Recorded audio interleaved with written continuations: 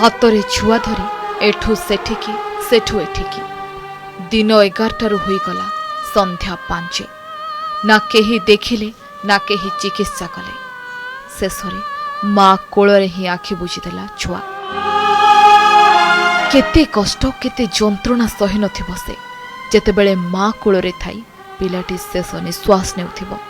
निज छुआ को धरी ए हॉस्पिटल रु से हॉस्पिटल को टाण खरारे दौड़ुथिबा बेले से बापाटी केते असहाय होई पड़िथिबो ता केवल से बापा ही अनुभव करुथिबो बुढ़ी माँ आखि आगरे नाती जेतेबेले जीवन सह लड़ाई करुथिबो सेतेबेले गोटे आशा ए परिवार को सांत्वना देउथिबो डाक्टर बाबू देखिले छुआ भल होई जिवो किंतु सकाळ 11 रु नै संध्या पर्यंत केवल कोଳରେ छुआ को धरी डाक्टर को पछरे गोड़े चलीथिले पूरा परिवार किंतु कौनसी डाक्टर ना छुआ को टिके देखिथिले ना तांको कथा सुनिथिले शेषरे कोଳରେ ही आखि बुझी देइथिला मासकर छुआ एभले अत्यंत हृदय विदारक घटना आसीछि सुवर्णपुर जिल्लार बुला गला बाटा उलुंडा डेकरी 1-2 किलोमीटर रहीला और छुआ एक्सपोर्ट कर गला से टाइम रे आमे उलुंडा माने मेडिकल के नेथिलु से टाइम रे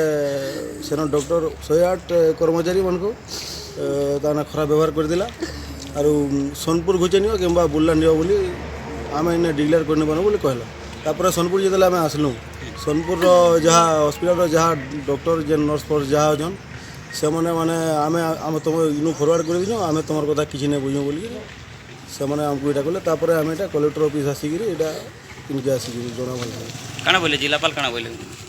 जिलापाल काना कहबे जिलापाल फोन कर दिले सेन के और सेने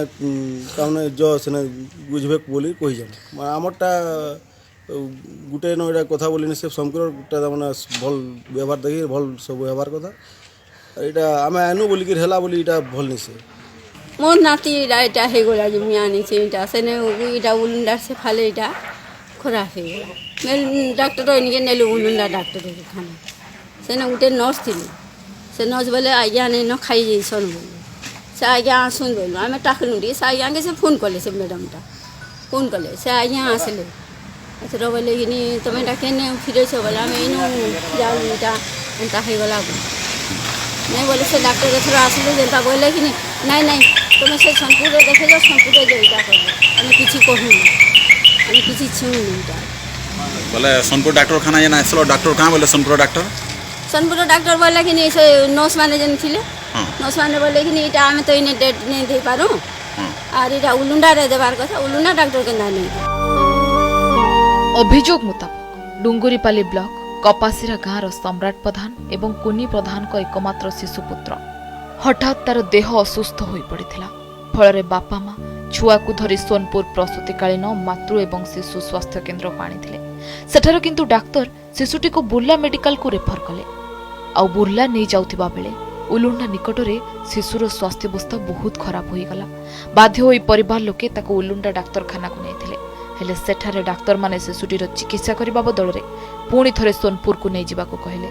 पुणी छुआ को धरी सोनपुर आसिले परिवार लोके हेले सेठारे मध्य शिशुटीर स्वास्थ्य परीक्षा करबा तो दूरर कथा शिशुटीर अवस्था केमिति अछि से नै मध्य कहि नथिले हॉस्पिटल कर्तृपक्ष एमिति कि पुणी थरे उलुंडा नहीं जिबा को कहिथिले फलरे उपाय न पाई दिन 11 रु 5 पर्यंत कुनी शिशुटी को कोଳରେ धरी ए हॉस्पिटल रु से हॉस्पिटल सीडीएमओ कार्यालय और जिलापाल कार्यालय धाईथिले पति पत्नी और बुढ़ी माँ शेषे जिलापाल निर्देश रे पुणी थरे प्रसूतिकालीन मातृ एवं शिशु स्वास्थ्य केन्द्र रे शिशुटीर स्वास्थ्य जांच करा जायथिला किंतु सेतेबेलको बहु विलंब होई सारिथिला डाक्तर शिशुटी को मृत घोषणा कले एबे मृत शिशु को धरी बाहुनी बाहुनी कांदुछंती पूरा परिवार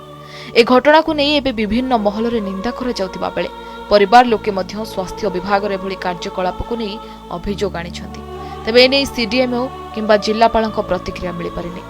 सुवर्णपुर रवींद्र होता रिपोर्ट ओडिशा रिपोर्टर।